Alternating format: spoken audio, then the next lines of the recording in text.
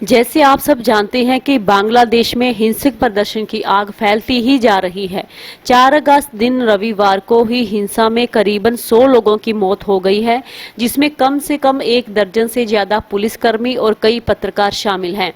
राजधानी ढाका समेत देश के ज्यादातर हिस्सों में इंटरनेट सेवाएं बंद कर दी गई हैं और अनिश्चित काल के लिए कर्फ्यू भी लगा दिया गया था। बांग्लादेश में जारी हिंसा पर संयुक्त राष्ट्र संघ ने भी चिंता जाहिर की है। बांग्लादेश में हिंसक प्रदर्शन की जड़ आरक्षण है। जी हां, आरक्षण। दरअसल यहाँ सरकारी नौकरियों में 56% आरक्षण लागू है। इसमें 30% आरक्षण अकेले 1971 के मुक्त संग्राम में भाग लेने वाले स्वतंत्रता सेनानियों के बच्चों को मिलता है।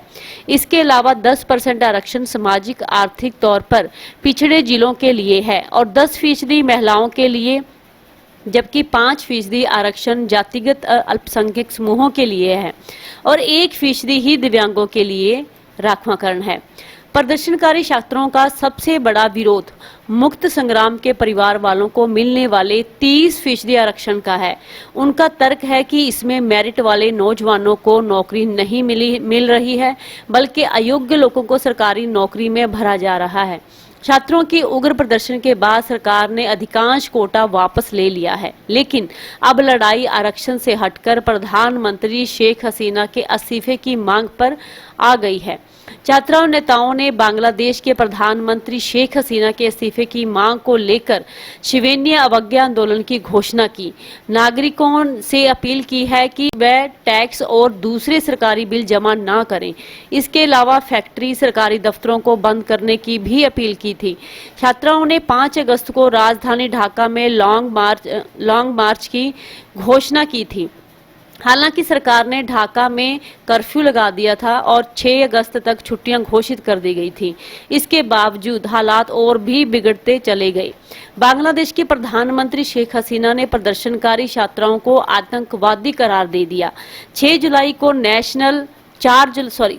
जुलाई को नेशनल सिक्योरिटी काउंसिल की बैठक में शेख हसीना ने प्रदर्शनकारियों से कड़ाई से निपटने का निर्देश दे दिया। बीबीसी बांग्ला की इस एक रिपोर्ट के मुताबिक इस बैठक के बाद प्रधानमंत्री के प्रेस विंग की तरफ से एक बयान जारी कर दिया गया कि शिवेन्य अवज्ञा आंदोलन के दौरान आतंकी हमले की चेतावनी दी गई। छात्र संगठनों का आरोप है कि सरकार इस चेतावनी के बहाने छात्रों पर बर्बरता कार्रवाई कर सकती है। बांग्लादेश में प्रदर्शन की शुरुआत जुलाई में ही हो गई थी। तब प्रदर्शन मुख्य तौर पर आरक्षण के खिलाफ था। पिछले महीने भी हिंसक प्रदर्शन में करीब 200 लोगों की जान गई थी। सरकार ने जब प्रदर्शनकारियों से निपटने के लिए सख्ती बरतनी शुरू की तो छात्र और भी उग्र हो गए। उसके बाद जब सरकार ने प्रदर्शनकारियों को गोली मारने वाली याचिका दाखिल की तो मामला और भी बिगड़ गया। अब यह प्रदर्शन सीधे सीधे सरकार और प्रधानमंत्री शेख हसीना के खिलाफ हो गया। शेख हसीना के 15 साल के कार्यक्रम में पहली बार इतने बड़े पैमाने पर प्रदर्शन हो रहे हैं। सरकार ने प्रदर्शनकारियों से निपटने के लिए सेना को उतार दिया। हालांकि सेना का एक वर्ग भी सरकार के खिलाफ नजर आ रहा है।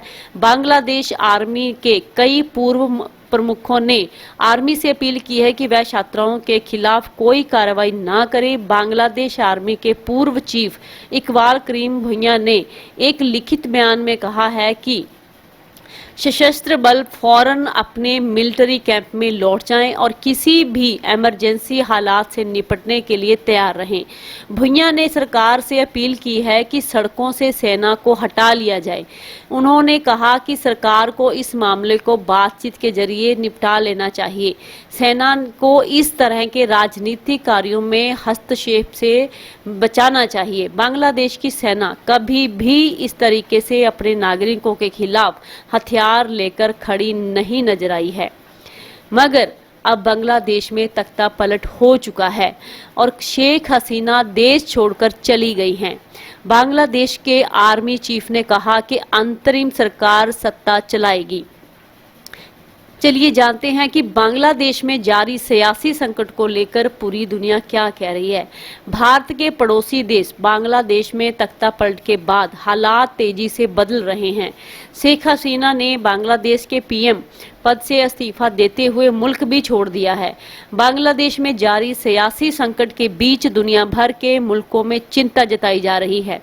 इसी क्रम में ब्रिटेन के बांग्लादेश में लोकतंत्र बहाल करने के लिए तीव्रतम कार्रवाई की अपील की है। इस बीच बांग्लादेश में बने हालातों को लेकर भारत भी पूरी तरह से सतर्क है। ब्रिटेन की प्रतिक्रिया इस समय में आई है कि जब शेख हसीना भारत पहुंची हैं और उनके ब्रिटेन से शरण मांगने की खबरें भी सामने आ रही हैं।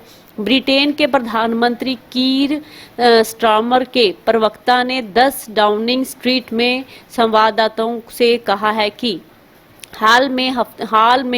हाल के हफ्तों में बांग्लादेश में हुई हिंसा से बहुत दुखी हैं। बांग्लादेश की स्थिति पर एक सवाल के जवाब में प्रवक्ता ने कहा, हम उम्मीद करते हैं कि लोकतंत्र बहाली के लिए तीव्रतम कार्रवाई की जाए और बांग्लादेश में लोगों की सुरक्षा की दिशा में तेजी से कदम उठाए जाएं।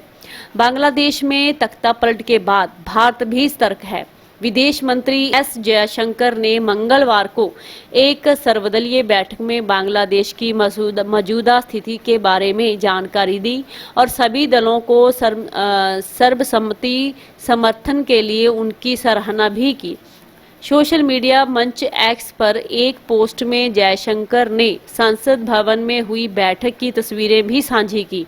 विदेश मंत्री ने लिखा, आज संसद में एक सर्वदलीय बैठक में बांग्लादेश के हालिया घटनाक्रमों के बारे में जानकारी दी। इस दौरान जताए गए सर्वसम्मति समर्थन और तालमेल के लिए सभी दलों की सराहना करती हूं। नेपाल ने हिंसा प्रभावित बांग्लादेश के नागरिकों की संभावित घुसपैठ की आशंका के चलते भारत से लगती अपनी सीमा पर सुरक्षा बढ़ा दी है।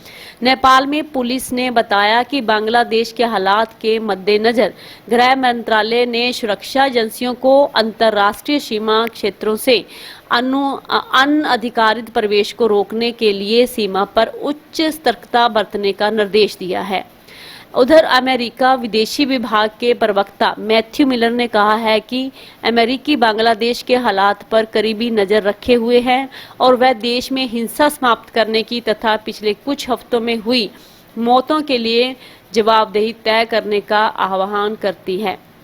उन्होंने कहा कि अंतरिम सरकार के संबंध में सभी फैसले लोकतांत्रिक मूल्यों, कानून के शासन और बांग्लादेशी लोगों की इच्छा का सम्मान करते हुए किए जाने चाहिए।